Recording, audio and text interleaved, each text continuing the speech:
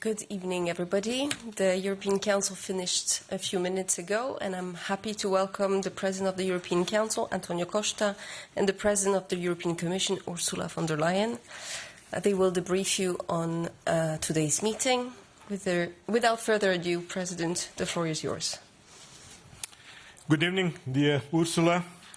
Today marks a defining moment for Europe, for security of Europeans.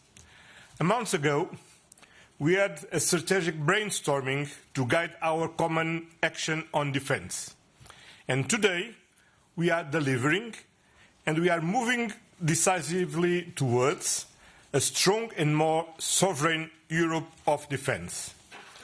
Since 2022 in Versailles, we have been assuming greater responsibility for our defense. But today, we have decided to aim much higher, guided by a new sense of urgency. I thank the Commission, and especially Ursula von der Leyen, for presenting a first package of proposals ahead of the White Paper on Defence. On that basis, we have taken concrete decisions to provide new resources, new tools, new instruments for our defense capabilities. That means to invest in our economy and to protect our citizens.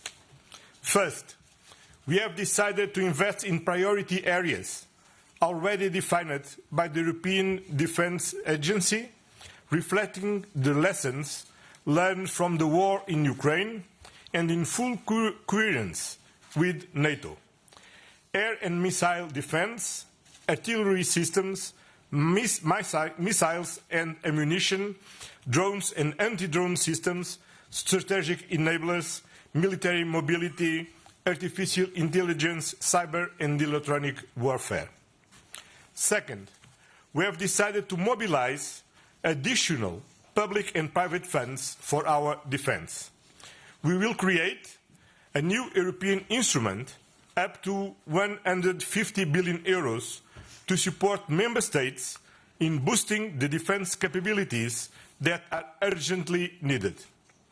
On top of that, leaders were today that we need flexibility within the Stability and Growth Pact, because member states will invest much more in defense, and our common fiscal rules need to allow them to do so in a sustained and sustainable way.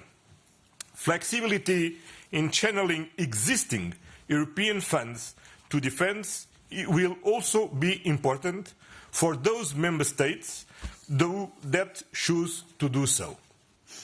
Also, the European Investment Bank's initiative to broaden its mandate for more loans to the defence sector will improve access to private financing and have a positive effect on private banks. Third, we decided to invest better and more efficiently together with joint procurement through standardization and simplification. Our decisions today send a clear message. We are putting our money where our mouth is. We are delivering on what we promised: to build our deterrence, to strengthen the security of our citizens, and in the process, to boost Europe's competitiveness and our technological and industrial base.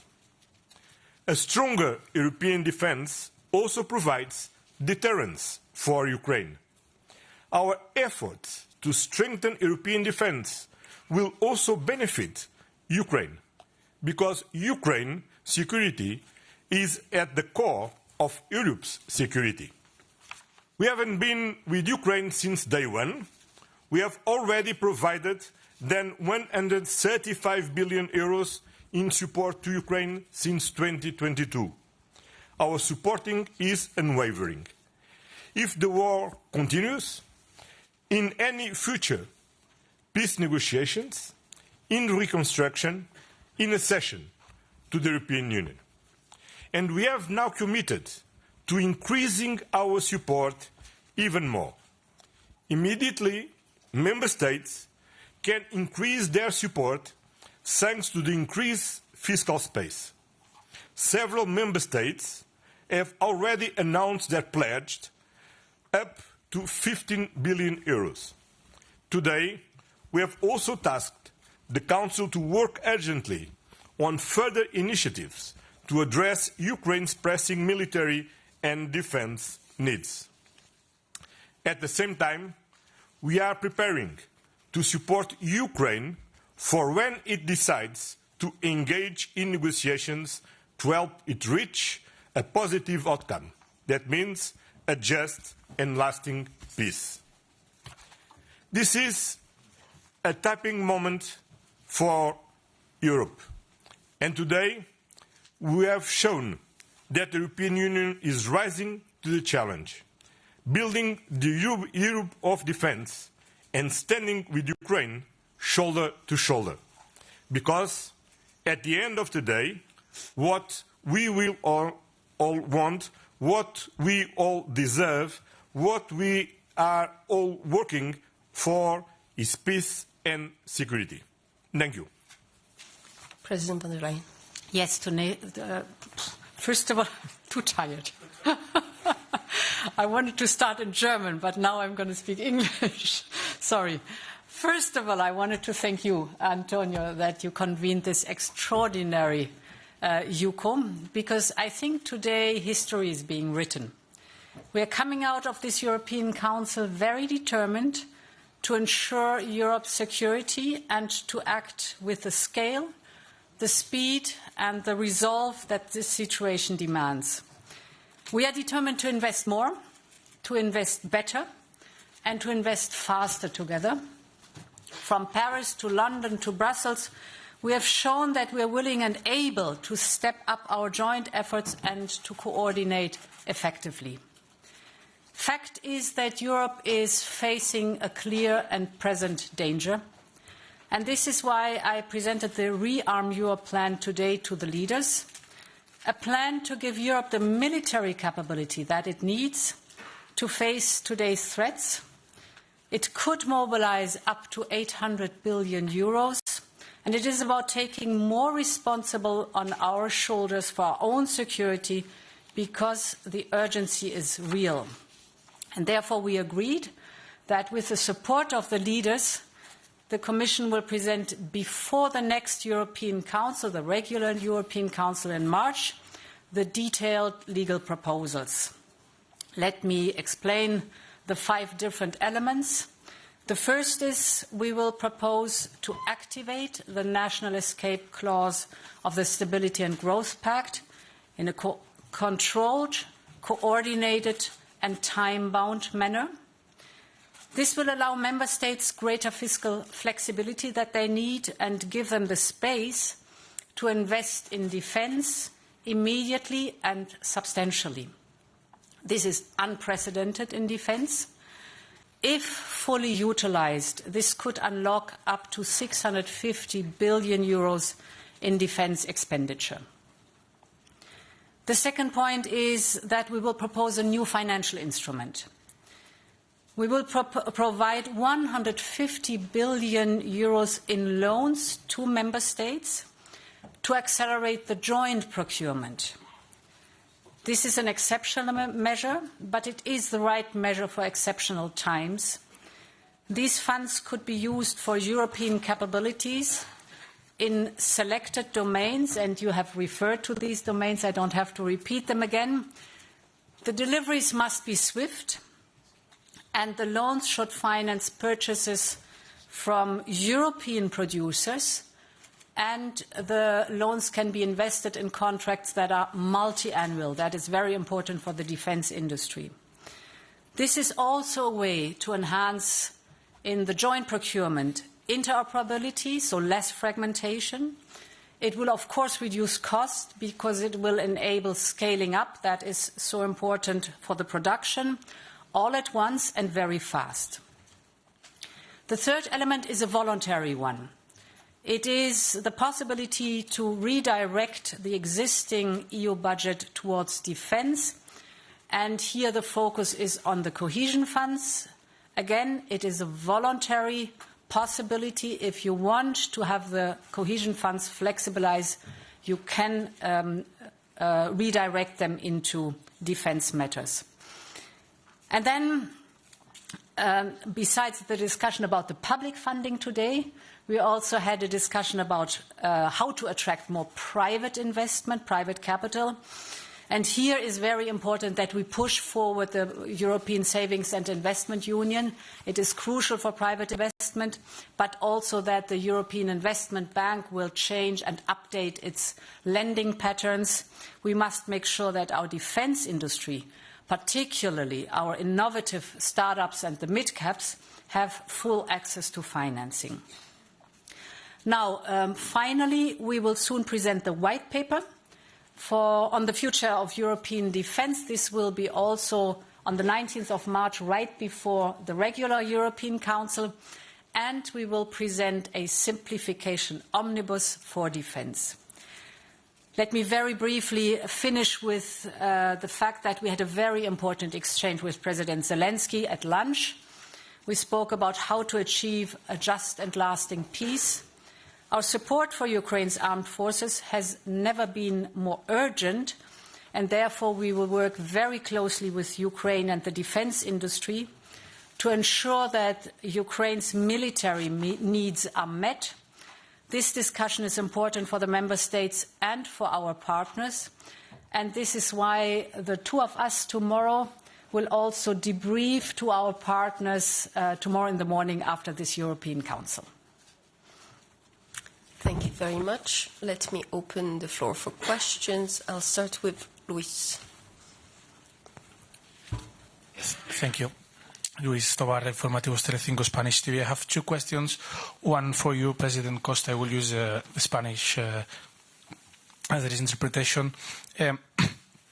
Hoy hemos visto como Hungría no ha querido apoyar las conclusiones sobre Ucrania, unas conclusiones con párrafos que Hungría ha firmado muchas veces en el pasado. Mi pregunta es si es realista sostener una nueva unidad europea solo a 26 y qué supone en el momento en el que estamos que un país como Hungría no haya firmado estas conclusiones.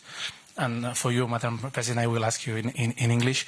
Also on Ukraine, the conclusion says that there can be no negotiations that affect European security without European involvement. But in the recent weeks, we have witnessed many gestures of disdain from the American administration, such as J.D. Vance's speeches in Munich, the meeting last week in the White House. So my question is, how can they be convinced that Europe must be on the table, and if there is a plan, if they finally rule out the idea of involve Europe?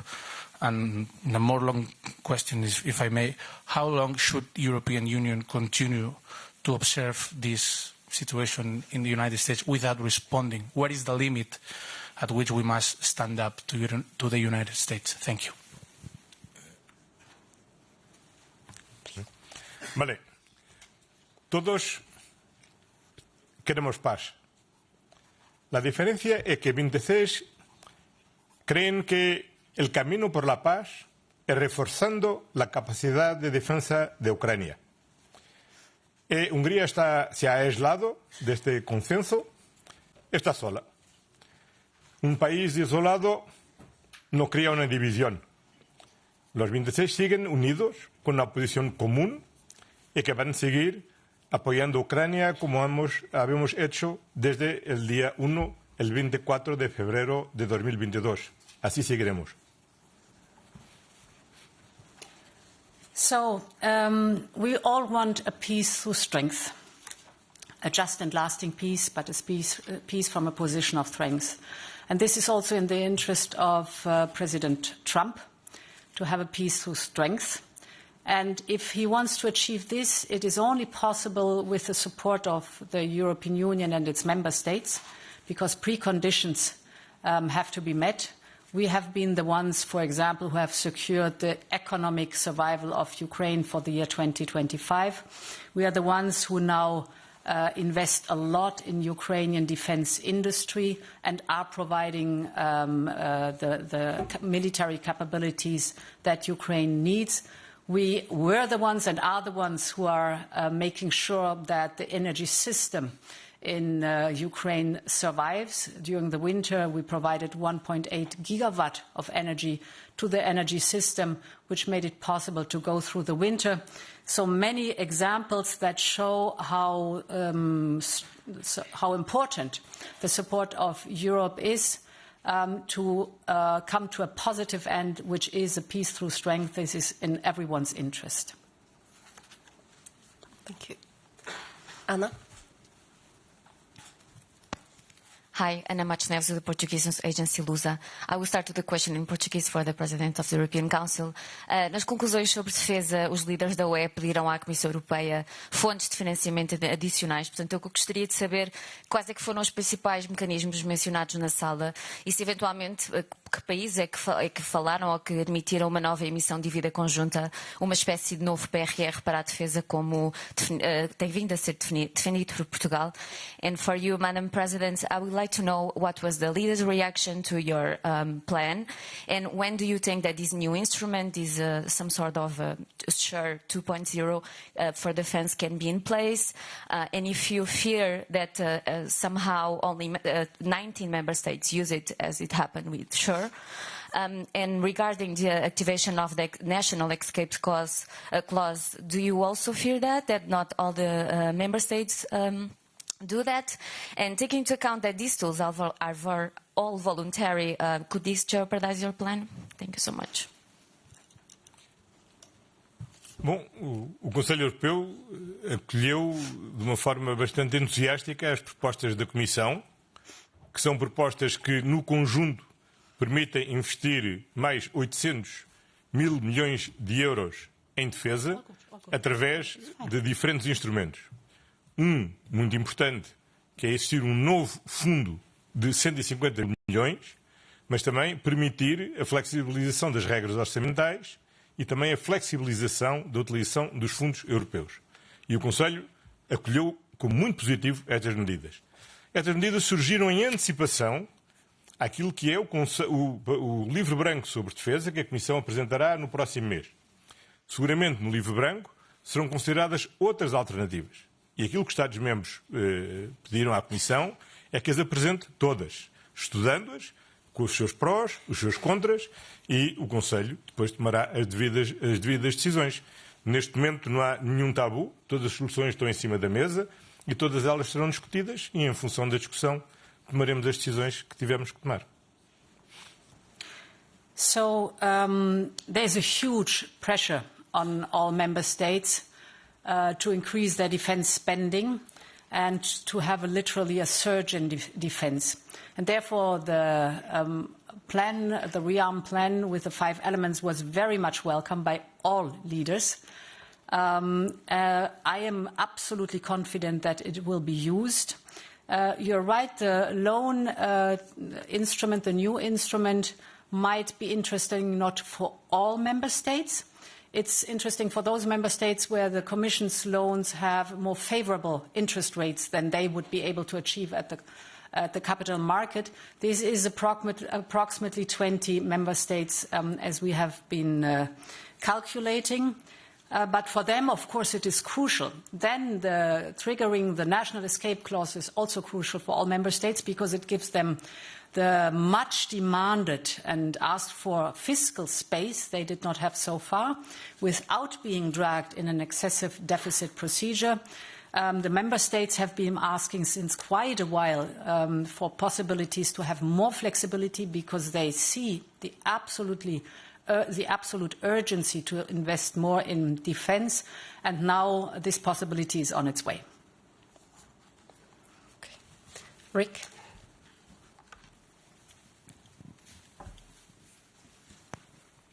Hi, Rick Rutten, NSA, the Netherlands. Thank you for doing this. You've been able, both of you, to make significant progress this week by finding ways to override vetoes in the case of the Commission and the Rearm Europe plan by invoking Article 122. And in the case of the Council today, we've seen the annex for Hungary. I'm curious to know, how happy are you that you've now clearly found effective ways to break the gridlock and move ahead on these topics in a much more speedy way than before? Well, from my part, I'm very happy. A month ago, we have just a brainstorming, and now we have concrete proposals coming from the European Commission, and we have agreed by unanimity on defense. And on Ukraine, we remain with a strong support from 26 out of 27 member states in the common position. In fact, as you know, Hungary is a different strategic approach on Ukraine. But that means that Hungary is isolated among the 27. And we respect Hungary's position, but it's one out of 27. And 26 are more than one. Yes, we chose the Article 122 because of the urgency and the speed that is necessary. And I forgot to answer that part of your question. It's more a question of weeks than months to have this proposal agreed upon, because only a council decision is necessary for that. So it's a very speedy procedure. And the treaty foresees exactly an emergency situation like we have it right now, to use then the Article 122. Insofar, I'm, like you, happy about it. Okay.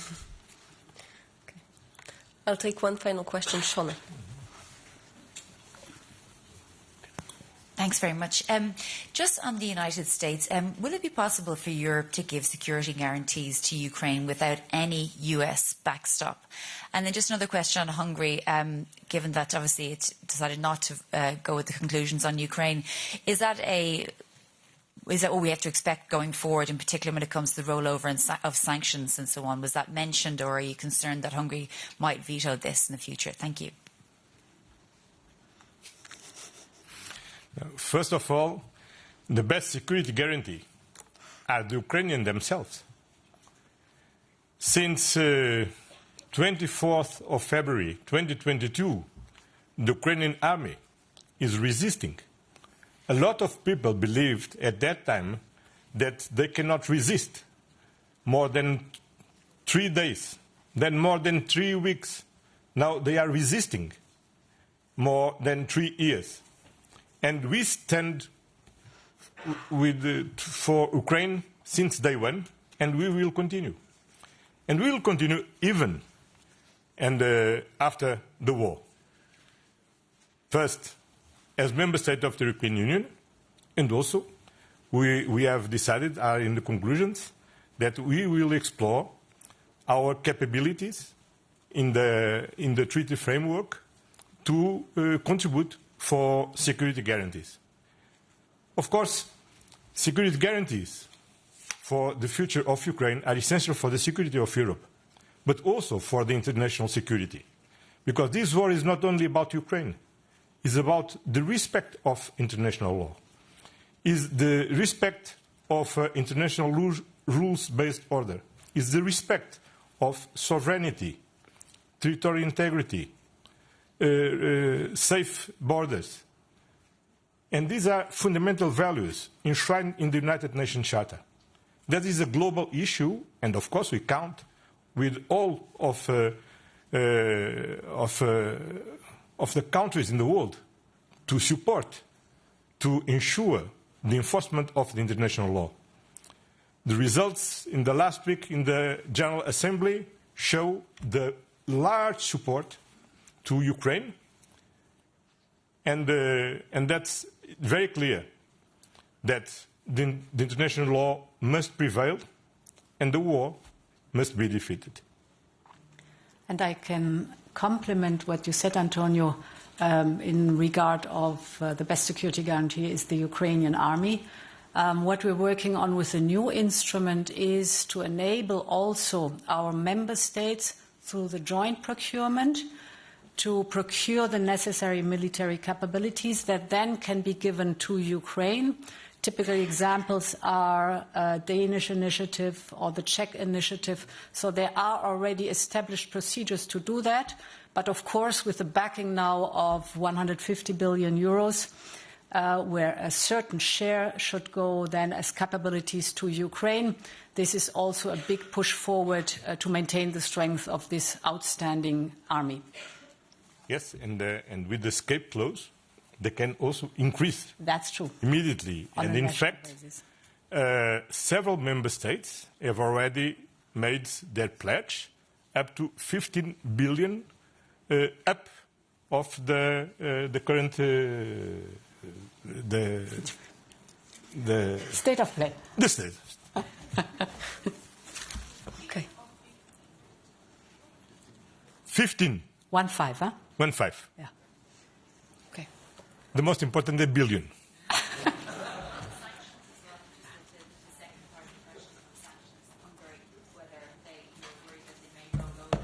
Sorry. Just on the second part of the question, just in relation to Hungary and whether this is a start of things to come, that potentially Hungary won't vote in favour of rolling over the next sanctions. Well, since 2022, we have already approved 16 packages. The last one 2 weeks ago. This is the fact. Okay. Good night. Thank you very much. That's it for tonight. Hoje não deixam fazer perguntas. A ver, eu até queria responder. The secret language.